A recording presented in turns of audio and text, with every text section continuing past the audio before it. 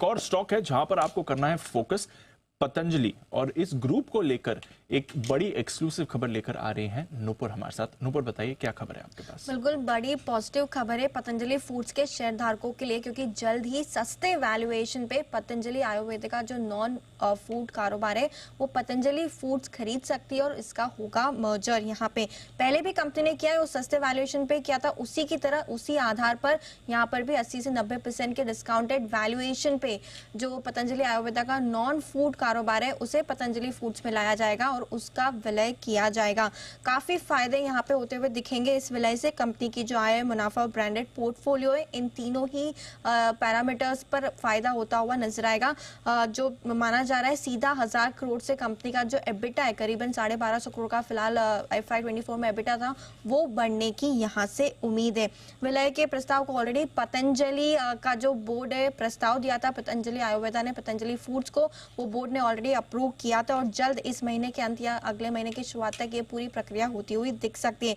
पतंजलि आयुर्वेदा का जो non food कारोबार है उसमें पर्सनल केयर और होम केयर के कारोबार शामिल होते हैं। तो पिछली बार जून जो 2022 में फूड कारोबार आया था पतंजलि फूड्स में, पतंजलि आयुर्वेदा से वो 80% के डिस्काउंट पे आया था और इस बार फिर से यही माना जा रहा है कि सस्ते वैल्यूएशन पे करीबन 80 से 90% के डिस्काउंटेड वैल्यूएशन पे इस विलय को किया जाएगा। ऑलराइट, तो बड़ी खबर आ रही है पतंजलि ग्रुप के लिए और ये विलय होने की तैयारी है। अनिल जी, दो सवाल इस पर उठते हैं। एक तो जो विलय कर रहे हैं उससे क्या बेनिफिट होते हैं, और इतने बड़े डिस्काउंट पर कर रहे हैं उससे शेयर होल्डर्स को क्या फायदा? विलय से बेनिफिट तो नेचुरली कि आपके सारे कारोबार एक ही अम्ब्रेला में पतंजलि में आ जाएंगे। पहले पतंजलि में उन्होंने फूड बिजनेस अपना ट्रांसफर के साथ फूड किया था।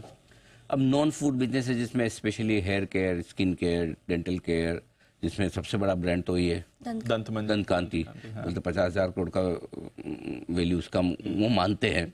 तो अब तो ये सारे बिजनेसेस ग्रेजुअली जो अगर एक ही अम्ब्रेला में आ जाएंगे पतंजलि फूड में, जाहिर सी बात है नाम भी चेंज करना पड़ेगा क्योंकि नॉन फूड भी बहुत कुछ होगा उसमें। तो लेकिन तो इवेंचुअली लगभग ये जो नए बिजनेस आ रहे हैं 1000 करोड़ का एबिटा अगले 1-2 साल में जोड़ देंगे। और पहले का जो ट्रैक रिकॉर्ड है वो यही है, जब उन्होंने पहले के जो बिजनेसेस शिफ्ट किए थे तो it was almost a bonus, क्योंकि पूरी अभी तो स्टेक है प्रोमोटर्स के पास में, लेकिन अगर वो औने पौने दाम पे वैल्यूएशन पे अगर शिफ्ट करते हैं तो इसका मतलब क्लियर है कि पतंजलि फूड के शेयर होल्डर्स को बड़ा बेनिफिट देने की तैयारी कंपनी की चल रही है। अब बड़ा सवाल ये होता कब है, तो जैसा नूपुर बता रही इस महीने के अंत या जून जुलाई के भीतर में होने की संभावना पूरी है। तो अब ये ऑलमोस्ट ऑन द कार्ड है। और FMCG सेक्टर आपको याद होगा चुनाव के नतीजे ठीक पहले से हम लगातार बुलिश हुए हैं कि FMCG सेक्टर में अब री रेटिंग की संभावना बन रही है।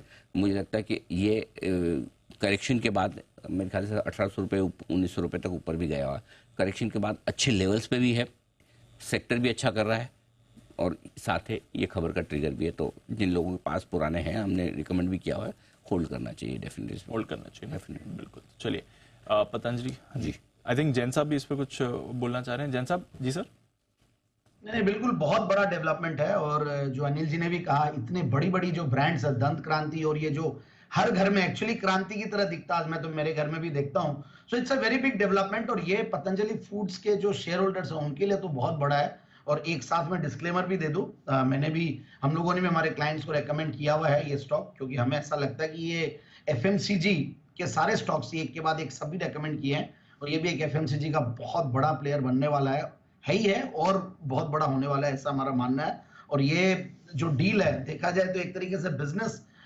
ओरिएंटेशन दिखा नहीं, और इसमें प्योरली शेयर होल्डर्स को एक फायदा पहुंचाने की बात चल रही है। और ये ऐसा स्टेप मुझे नहीं लगता कि पास्ट में कोई ऐसा, मुझे याद आ रहा है नियर पास्ट में, कि ऐसे कोई कंपनी दूसरा ब्रांड्स को मर्ज करके एक बहुत बड़ी एक अम्ब्रेला बनाना चाहती है। So that's a big positive and I think already market thumbs up दे रहा है। और आगे भी मुझे लगता है कि ये जो 1900 रुपया जो अनिल जी ने भी कहा 1800 रुपए के भाव है, 1800 से लेकर 2000 तक के टारगेट्स भी मुझे छोटे लगते हैं। बट यस, जिन्होंने लिया हुआ वो होल्ड करके रखे, जिनको लेना है आज ऑलरेडी काफी ऊपर खुल रहा है, but yet it's an opportunity, you can enter the stock. Alright, तो अभी भी अपॉर्चुनिटी है, स्टॉक में आप एंट्री ले सकते हैं। जैन साहब को भी पसंद है लॉन्ग टर्म के लिए, इस स्टॉक पर भी रखेंगे नजर। रेट्स भी हो गए सेटल, लेते हैं अनिल जी से उनकी ओपनिंग स्ट्रैटेजी।